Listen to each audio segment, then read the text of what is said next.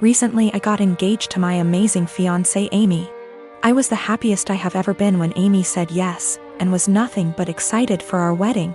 We started planning the venues, the dates, and the invites. When talking about who to invite, we both agreed to invite out coworkers as we have worked in our respective jobs for years and like them all. As I checked that off the list, Amy spoke up and said everyone from my job can come except my work friend Tally. Tally is also one of my close friends, so this surprised me that Amy didn't want to invite her. She has met Tally multiple times and there didn't seem to be any issues.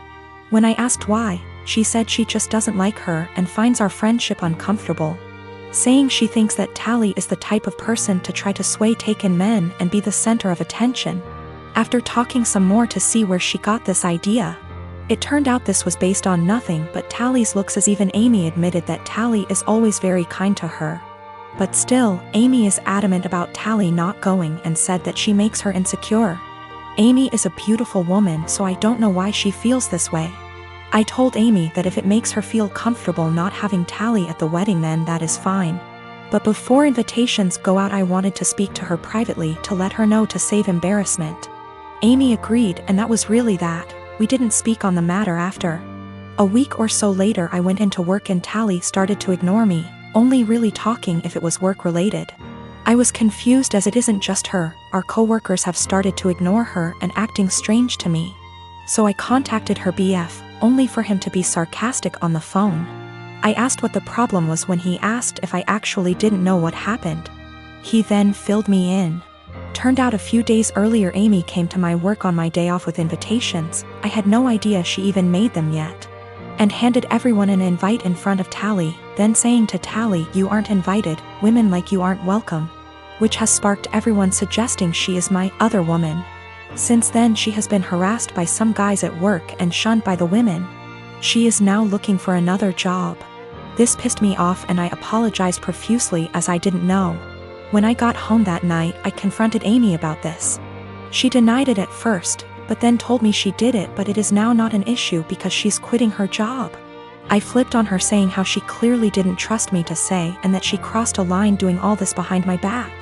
She didn't see the problem and got upset, asking me why I'm so mad, me responding, "If we are really going to get married, get your insecurities in check and grow up." I stayed at a friend's since but have had texts from Amy, her friends, and her mother saying for this and that Amy doesn't deserve this treatment. I have made many attempts to speak to Tally privately to find out what was happening prior to contacting her BF. She brushed me off by saying she either had work to do or that there was nothing to talk about. No one would really speak to me, so I contacted her BF as a last resort. Her BF says he is going to pass on to Tally what I said to him on the phone. The wedding is currently on hold, that is also why I'm staying at my friend's. Need some distance to figure stuff out. Nothing has or ever will happen with Tally, no feelings, nothing adult, absolutely nothing. Tally is happy and in love, her boyfriend is someone I also consider a close friend. I was happy with Amy prior to this. And Tally is more like a sister to me. Unfortunately, due to what Amy has done, all I can really do is damage control. Of course I am planning to explain to everyone what has happened. I do not want Tally to be going through this. She is a genuinely kind person who does not deserve any of this. I have always been civil with my half-brother. We were close as kids, but he started to have an attitude at 13 and pretty much stopped being nice, and started messing with my things / making fun of me and doing pranks to annoy me / privacy. Was gone with him coming into my room and taking my things. Whenever I complained, my stepmom would normalize his behavior and make excuses. My dad never really grounded him and thought that talking to him will get him to behave better. I'm currently in college. I live in a rented apartment and have car to help me get to the university or other places. The car isn't expensive or fancy at all. I saved up for it 2 years ago. I decided to have Christmas dinner with my family. It's the perfect opportunity to be with family since I haven't seen my dad in a while. I arrived at my dad's house and left my purse and my keys on the kitchen island after my stepmom told me to help with dinner. My half-brother started talking about my car in the kitchen while my stepmom was listening and asked if he could take it for a couple of hours to hang out with friends. I politely told him no. He threw a fit and brought up how I needed to relax and not worry, but my answer was still the same.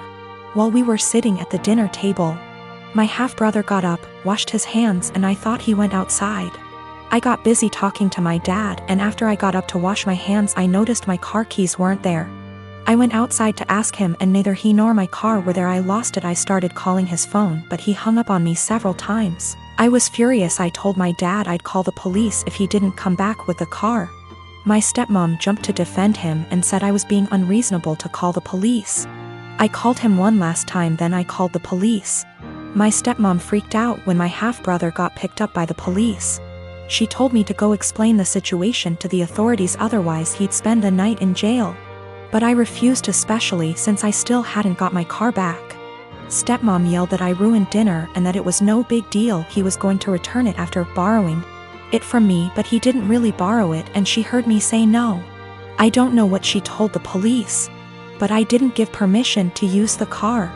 My stepmom's side of family are mad at me for doing this to my brother and hinted that I don't consider him family. My dad's side of family sided with me, saying he deserved it. My dad said I overreacted and I shouldn't have called the police when he disappeared for 4 hours. I talked to the police about what happened and I learned later that my stepmom said that her son was allowed to borrow it, and that it was a misunderstanding. I wasn't going to let her continue to lie, but my dad told me to back off and let it go. This really upset me. My half-brother wasn't even berated the way I was by the family. I am a 25 years old female, my girlfriend, Molly, female 27 years old. For the last 6 months started with a joke that I've already made clear that I don't like. It consists of her saying no quickly to anything I ask. I know it sounds silly, but I ask her to get a glass of water for me. She says no, and after 1 minute, I'm almost getting up. She says she's joking and gets some water. I ask her to wash the dishes. She says no. I say I love you. She says no. I ask her to take her clothes. She says no. Everything is joking, and after 30s/1 minute, she does it, but she is addicted to doing it. I've already made it clear several times that I don't like it, even more so in I love you. She's the only person I can say that. So it's special to me. And there are things that are serious and I need her to answer seriously.